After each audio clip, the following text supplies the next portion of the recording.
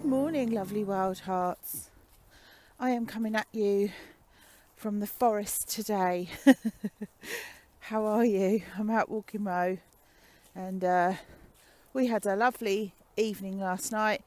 We cooked a nice fish salad supper, and we sat in front of the telly and watched Robbie Williams' new 4-part documentary on Netflix.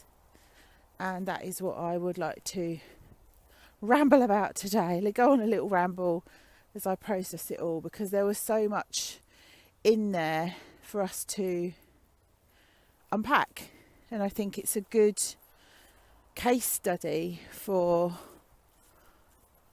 talking about trauma and how you live with trauma and how you heal from it and what you need to heal from it. So how are you all doing? Are you all right? Have you been enjoying the cold winter months if you're in the UK? It's coming towards the end of November. All the trees are bare. The berries are on the trees. It's very muddy and soggy underfoot. It is definitely snuggle season. I've got my hot water bottle out, and I like to snuggle up. I found the Robbie Williams documentary quite triggering in places to watch, because it was holding a mirror up to parts of me where maybe I'd felt that I was over exaggerating, making it up, making a fuss, but actually it was showing me where I wasn't honouring and listening to my feelings. And that is the first point that I want to make. It's so common when you have complex trauma and you've grown up in dysfunction or abusive households, or I should say and abusive households, where you are living in a space with very emotionally dysregulated people. And in order to survive those relationships, you've had to disconnect from your own feelings. So from a very young age, you've been cut off from your intuition, from your truth, from your true feelings, from your inner voice. I mean, that's a big part of the work that I do with people, helping them reconnect back to their inner world, to their reality, so they don't spend hours and hours in confusion questioning themselves, wondering if they've got it wrong again. I mean, that's the voice of shame. I am wrong. I am bad. And you could really see, because Robbie became famous at 16. I mean, honestly, he was a baby, and he says that. He says, I was the baby of the band, and the other band members were like 7 years older than me, which in those terms, like when you're 16 and you're looking to someone in their early 20s, you admire and idolise and look up to them. And, you know, also to be put in the spotlight in a boy band and be highly sexualised at that age and objectified, you cease to become a person, don't you? You're a poster on some girl's wall. And there's one point in the documentary, I can't remember which part it was, where he said so basically the documentary is him watching old footage of himself in bed with his pants on, just on a laptop, and then he's being interviewed and being asked how he felt at specific moments as he watches that back. And there was a clip where he'd opened a window and he hadn't been very nice to fans. And he said, I wasn't very nice to that fan. He said, but honestly, you just become very immune to all of the screaming. You know, it's not normal, is it? It's not normal that we idolise celebrities. It's not normal that they walk around this earth having people screaming and crying over them like they're some all-powerful being that we place above ourselves. It's not normal for them, and it's not normal for us. It's weird. It's weird if you think about it like that. And for Robbie, and I think from what I can gather from what he talked about, what I found really interesting was he did not mention his parents at all. nor did he mention his childhood or his upbringing. Now, I find that very interesting, but I've noticed that Russell Brand is the same when he talks about his addictions and stuff. He doesn't really talk about things in his childhood that happened to him that would have set him on that path. And for me, Robbie has this very almost arrogant, kind of brash exterior. And in the documentary, he talked about it like switching Robbie Williams on. Like, I'm no longer Rob, I switch it on. And he was talking about performances where he'd gone out onto stage and Robbie didn't show up for him. And obviously then he would spiral into self-doubt and shame and, you know, really negative thoughts about himself, to the point where he didn't want to be here. And I felt so sad for him. It reminded me a bit of Michael Jackson, how when you reach those levels of fame and those levels of money, how it's so lonely up there. He couldn't trust anyone. He didn't know he could trust. And actually at times, so he talked about when he was dating, this is a total spoiler alert, by the way. If you want to watch the documentary, don't listen to this. Just realised that as I'm walking along. He dated Jerry Halliwell, and how wherever they went, the paparazzi, the press kept showing up. And he blamed Jerry for that. And apparently it wasn't her. But he just said, you question who's around you, if people really like you for you. And, you know, Robbie just has this really vulnerable kid in him who still wants to be seen and loved. And that's how I feel like he went from being this really sensitive child, and he is very sensitive and very introverted. He likes spending a lot of time on his own. I don't think that's because of fame. I think that's who he is. And then he's thrust out into the spotlight with all of these people. It must have just been so overwhelming and so strange. And yeah, you do become paranoid, and that is part of the post-traumatic stress disorder, part of the PTSD. You do see things that aren't there. You think that you can't trust people. And I know in my healing that I've let go of 2 really close friends in my life that I can think of that spring to mind now, because I felt like I couldn't trust them. And then I asked myself the question, well, would I be friends with them now? And then I think no, because they did let me down in a way that wasn't about me. It was about them and their personality and who they were.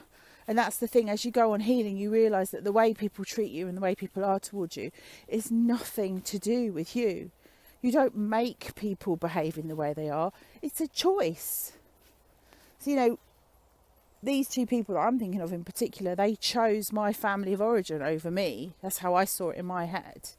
Even though they said there aren't sides. And I was like, well, I didn't fucking create the sides. You know who created the sides. It wasn't me. And, or people, even people who stay in the middle, you know, people who say, maybe they're talking about your abuser. Oh, but your dad's so nice to me, or your mum's so nice to me, or your brother's so nice to me. Yeah, because abusers do that. They're smart. It's all very premeditated. They are nice to some people, but it doesn't mean that they're not nice behind closed doors. But, you know, at the time I took that as evidence that those people didn't believe me. And obviously that's a massive fear when you're being abused, that people won't believe what you're saying, especially if the perpetrator has been polishing their halo and telling everyone how great they are. I mean, they're just great actors and actresses, convincing people, you know, that this is who I am. Anyway, back to Robbie. What was I saying? Robbie did have some good friendships after he left Take That, it would seem. But I mean, what was really sad for him and uncomfortable, and I can imagine that, you know, it's a bit cringe. You know, like, none of us like to hear our own voices. We don't like looking at old photos of ourselves. We'll be very critical. God, look at my hair. What was I wearing? What was I thinking? But I think it was more than that. I think it's because he was very aware of what was going on in his inner world as he was coming undone. He's written a song, hasn't he, called Come Undone?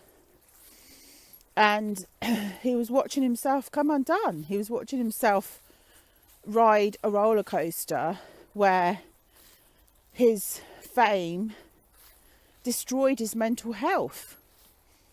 I mean, some could argue that that was his personality, and whatever he was given in life, he was always going to respond in that way. But I disagree, because I think if he'd have had the right people around him, the right environment, the right levels of healthy parenting, that he would have been better equipped to deal with fame. But I think the documentary shows us that fame is traumatic, it's extreme, it's not real life, and it's a great example for kids nowadays to watch. All these kids that want to go viral on TikTok and want to be YouTubers and want to be famous. It's a really good lesson in saying, you know, fame isn't for everyone. You need to be quite thick-skinned. You need to be able to just show up and do your job and not be attached to outcomes and what people say. And it takes a certain type of person to be able to navigate that, which is why lots of famous people are psychopaths and narcissists, because they don't have that soft inside. And Robbie has this I reckon he's an HSP. He has this highly sensitive part of him who wants to please people, who wants to do well, he's very competitive as well. I noticed there was a thing between him and Gary Barlow, which has been well documented over the years, and they've healed their rift.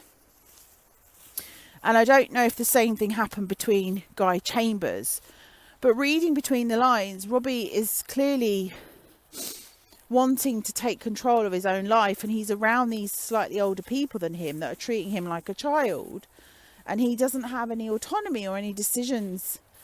You know, it's almost like the process that you go through with your own family when you're individuating.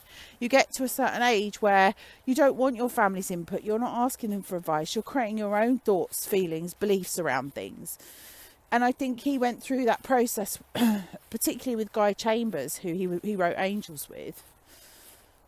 He went through this process of saying, hang on a minute, I can write these songs and I can do this and blah, blah, blah. But actually, he said, I wasn't grown up enough to deal with it, and I was really struggling with my mental health and addictions. I mean, he went through alcoholism and then coke, and then onto the prescription drugs, as a lot of them do. And you saw him doing this big tour after he'd split up with Guy Chambers and sort of decided to go it alone. And his body was in agony. And actually, at one point, he stops the video, stops the laptop, and says to the camera, you know that when your body starts to give out, that is just a reflection of the emotional stuff that you haven't dealt with yet. And I was like, oh, Robbie, you've had a lot of therapy. And actually, the other day, I watched him be interviewed on a channel that I watch, which is about, this is going to sound weird, it's about narcissists and psychopaths and paedophiles and child trafficking and all that kind of stuff. I think when you've got trauma and you come from that space, that you have a dark fascination with it. It's almost like trauma reenactment, because you want the baddies to be caught. You know, it's the same reason why I like watching Murder, She Wrote, because Jessica Fletcher always nails the baddies, but on a much deeper level. You know, it's real life. Anyway, Robbie Williams showed up as a guest on this person's channel. If you're interested, the person's channel is Sean I think it's Sean Atwood, and he was a trader, a city boy. Then he went on to become a drug dealer. Then he got put in prison in America, did his time, came out, is now clean and sorted. And he was trying to expose the prison, the underbelly of the prison system, whereby it is full of addicts who actually need help. And, you know, they're institutionalised and kept in the system because when they get let out, they keep going back and reoffending to pay for their habit, and then they end up going back inside again. And also that the prison system makes a lot of money out of these people, which is disgusting, isn't it? I think that's what originally led me to him. But then he's done other videos on like the royal family and, you know, using current day examples of narcissism and abuse and psychopathy to educate people about these things. Anyway, Robbie showed up on one of the YouTube streams, and I was like, what's he doing here? And then he started talking about how he was into conspiracy theories, but not in a tin foil hat wearing way. Although, can I just say that a lot of the people who have the finger pointed at them as being conspiracy theories are people who are often, there is a grain of, if not more than a grain of truth in that stuff. And it's the typical kind of scapegoating, isn't it, where you point the finger and go, that person's mad, to silence them. But Robbie was saying that he was into conspiracy theories because he was very open-minded and nothing about life surprised him anymore after everything he'd been through. And I was thinking, yeah, I'm kind of like that. I'm curious. I'm mega curious about all the things that I don't know about. And yeah, you can end up going down some really dark rabbit holes, but you just have to be mindful of that and manage your own boundaries about what you consume and what you decide is true for you. You don't, just because you read it on the internet doesn't mean it's true, does it? I mean, you just have to be discerning about that, I think. But I just found it fascinating that he made this comment about when your body starts to break down, it's because you've got emotional stuff that you haven't processed. And I was like, 100%, Robbie, that is it. And I've alluded to that on here when I talked about my foot going and my lower back goes sometimes. And if you're interested in that kind of thing, there's a book by Louise Hay called You Can Heal Your Life, and in the back of it is a dictionary of every body part, and it tells you, or every illness I think it is, and body part, and it tells you what emotionally you're avoiding, holding on to, suppressing, and how you can release that. And a lot of it is around trauma, is around fear or guilt or shame, those big three lower level vibrational feelings, emotions. They're the big ones, I think, that we struggle with, that are difficult. But Robbie did have a lot of toxic shame, and that's another reason why I think he found it uncomfortable watching himself. As I was saying, it wasn't just that uncomfortable, that's my voice, that's me as a younger person. It was because he felt shame for some of the ways that he treated people and some of the things that he did. When I actually want to defend him and say a lot of the things that he did were in response to being in a very abnormal and abusive environment. And actually, he was just acting that out. It was just acting that out. And we see him in the documentary. It's like really early hours of the morning. I think he says it's like 4:00 in the morning, and he's holding his laptop and he's watching something on his laptop, and he's going to the fridge to get himself a drink. And he's saying, I can't sleep because the voice is in my head. I can't quieten the voices in my head, and I find it really hard to get off to sleep. And he also talks about taking to his bed a lot. And these are all symptoms of complex post-traumatic stress disorder, wanting to be in your bed because it's a cocoon, it's a safe space. I talk about getting underneath my blankie with the hot water bottle. It wasn't my bed for me. It's the sofa. That is where I retreat to when I'm, struggling with my mental health or when I'm having emotional flashbacks. But I also think Robbie seemed to suffer with depression. That's what he said he was diagnosed with. But again, depression, I say, is just. It's not just. But depression is all those stuck emotions, all those feelings that have been depressed, pushed down and stored inside of him. And it's just too overwhelming for his nervous system to deal with because he's emotionally dysregulated and he's got that post-traumatic stress disorder. So yeah, there was a couple of times that I felt a little bit uncomfortable watching. One of them was when the daughter came into the room and he said, yeah, come and get in the bed with me and spoon with me. That's all fine, having a cuddle with your dad, that's lovely. But she was being made to ask, at one point she said, who did you hate the most? And I just thought, that is not a question that a child would ask. A child would be curious and go, Daddy, I want to see you on stage, I want to see you sing. And they also kind of highlighted that she's inherited Robbie Williams's entertainer persona. They had her playing the piano and the two of them were sitting on a piano stool at the end. And who am I to say that she isn't gifted and talented in the creative singer-songwriter department? Who am I to say that I'm not? But what I'm also thinking is she's growing up in that environment. She sees daddy doing that and she wants to be like daddy. And that's very normal for kids to do that. But how much of that is her, who she really is? Anyway, I'm not going to make a judgment on that because I don't know what goes on in their house behind closed doors. But I didn't like the fact that that was being filmed, and I didn't like the fact that she was asking the question. It felt very scripted because Robbie wanted to talk about how much he hated Gary. But then he did say to her, I feel bad about the way that I treated Gary, and I regret that. Oh, that's another one of his songs, isn't it? No Regrets. He has got a good back catalogue of hits, Robbie. I think I like Feel. That's one of my favourites. I just want to feel real love from the home that I live in, because I've got too much life running through my veins to going to waste. Is that the lyrics? But it's really hard to feel when you've got complex post-traumatic stress disorder, because you become numb to a lot of your feelings. And that's why that's why I've created the emotional first aid kit. And I've talked about my experience with post-traumatic stress disorder, talked about having trauma releases, I've talked about having emotional flashbacks in there, I've talked about ways that you can deal with them. And if you don't feel confident enough to read that and process it yourself, or buy it and read it and take it to your therapist and look at it together, you can book a session with me and we can go through that together. What else was an uncomfortable? Oh, there was one really uncomfortable watch where he was lying on a treatment couch backstage, and I can't remember what was hurting.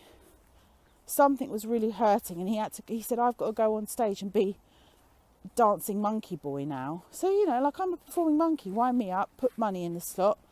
And all of the money for the tour was like riding on him. Like, all of those people that were on the tour with him, if he didn't go on and do this show where he was in so much pain, he was in a lot of emotional pain, he was having panic attacks, and oh god, it was just awful. I really felt for him. But if he didn't go on stage and do this one performance, then he would have lost, he couldn't afford to. He couldn't afford to, for himself and for all the people that he employed. So it had to go on. Anyway, he's lying on this couch, and the doctor's saying, he was saying to the doctor, just give me a steroid injection. And his manager, and I really like this woman, I think she's his PA, and she is clearly not a yes woman, and is obviously being quite protective over Robbie because he doesn't know how to take care of himself. And he also says that in the documentary. He said, I wasn't capable of being in a relationship with anyone else. I couldn't take care of myself properly. I didn't know how to love and take care of myself. So anyway, this PA is saying, no, Robbie, remember when you have the steroid shots, for about 2 days afterwards, you feel absolutely terrible.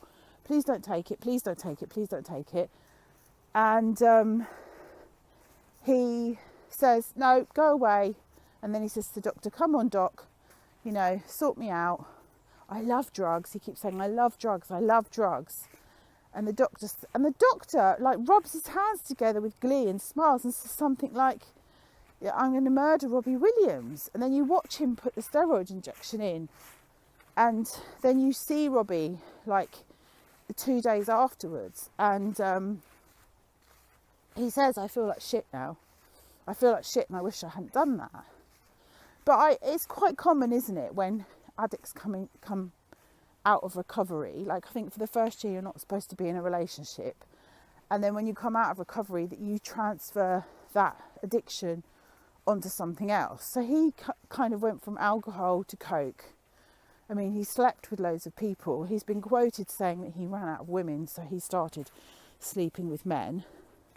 They cover his relationship with Nicole Appleton from All Saints. They seemed like a very sweet young couple in love. And they also covered his relationship with Jerry Halliwell. And then obviously how he met his current wife, Ida. And I never really like it when people say, I met this person and they saved me, or my kids saved me. That is a lot of pressure to put on a child and another person, a partner.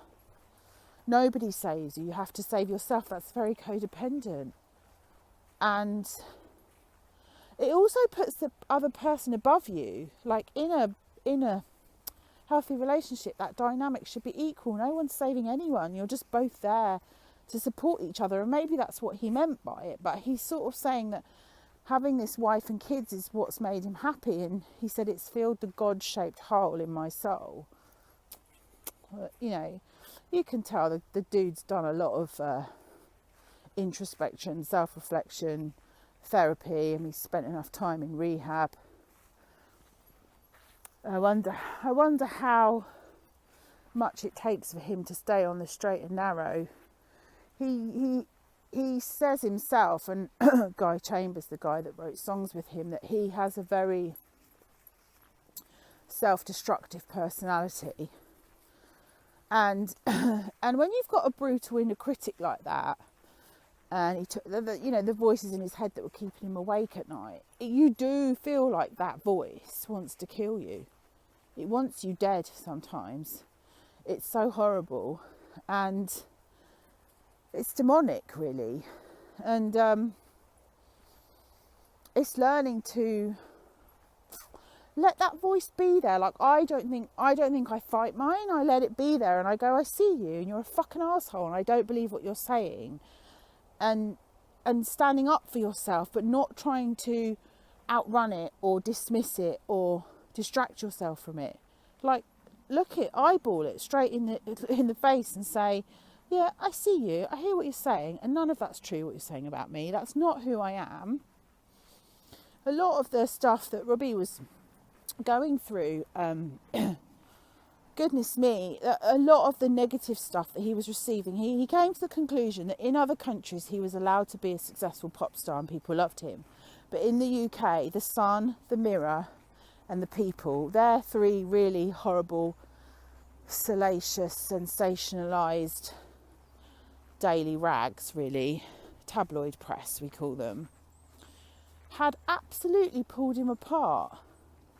There was a point where he was in a hot tub with Jonathan Wilkes, that's another one of his friends, and he was saying, oh, that woman in I can't remember what paper it was, the Sun's Bizarre column, she really hates me. He said, look, she gets the most god-awful photos of me and then just writes shit about me.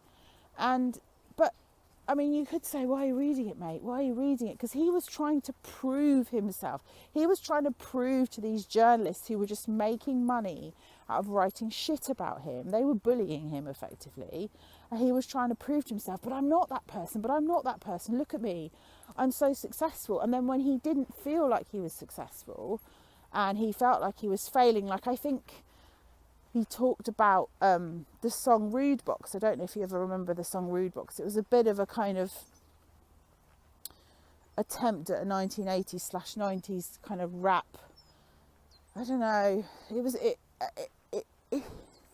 very Robbie, actually. It was a very Robbie song to put out there, and I didn't think it was neither good nor bad. I just thought, oh, it's Robbie Williams, like it's just a creative outlet, isn't it, songwriting? But that's when he deemed himself to be unsuccessful, and the press ripped him to shreds over that song, and that really messed with his head.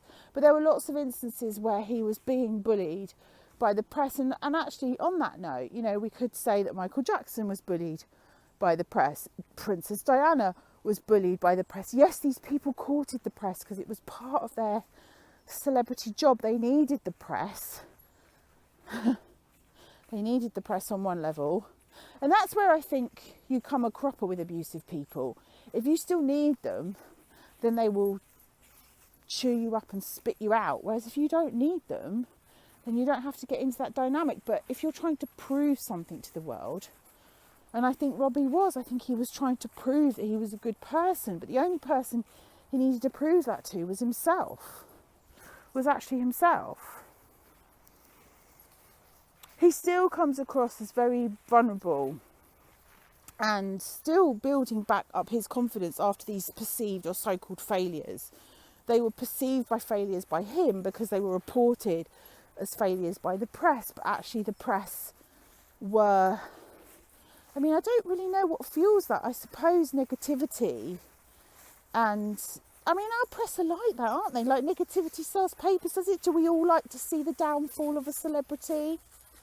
I suppose some people could have thought Robbie Williams is a bit of a cocky git and he deserves to be taken down a peg or two. But that was all bravado. Like, that was all just a front, because actually he was just like this really small little boy trapped inside an adult's body who was trying to work out who he was and was thrust into the public eye. And yeah, he just came more and more undone in front of our eyes. But instead of supporting him through that and realising that actually he was going through a really hard time and he was traumatised, the press ripped him to pieces. I mean, how awful. And a bit like, it had the same kind of, it was echoes of the Beckham documentary, where, I think I talked about this on another episode, where, you know, I'm not a fan of the Beckhams, but when David Beckham missed that penalty and the press ripped him to shreds and people were putting effigies, like hanging dummies off of a pub entrance, and, you know, just bullying him. He was bullied, and he also probably had PTSD. But what I think the difference is between David Beckham and Robbie Williams is that David Beckham is not authentic. Energetically, you can feel that he's very much for the cameras and appearing a certain way, and my wife Victoria, and, you know, whereas Robbie was quite honest. And I loved it that when he was watching the videos himself and he was cringing, he was saying, oh, that's a difficult watch, that is, or that's uncomfortable to watch. But he wasn't being down on himself. He wasn't beating himself up. He was looking for the good in himself and saying, look at me, I was going through all of that and I coped with it. And, you know, I think I read an article online, I think it was in The Guardian, that said that, you know, it was just such a self-indulgent, navel-gazing documentary where Robbie Williams sits in his pants and we're all supposed to listen to his story.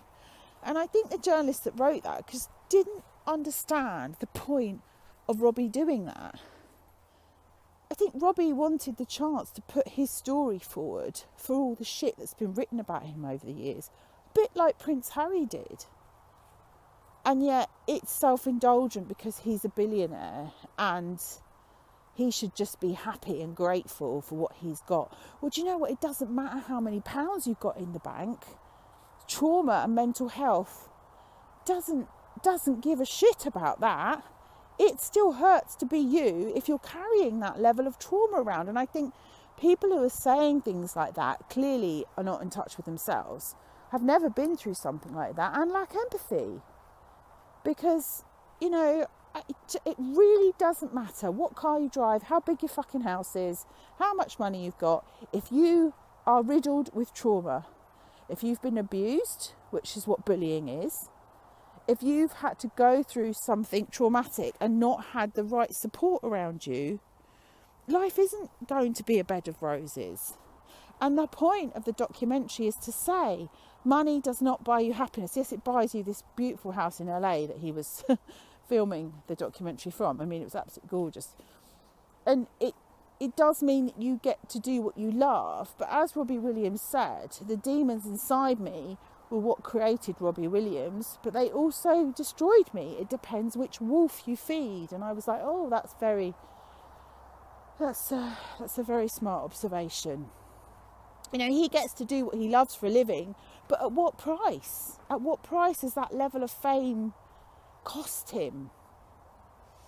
And I think Michael Jackson has sort of alluded to the same thing, but I also think it shows that fame, that level of adoration and that level of earning that money is addictive.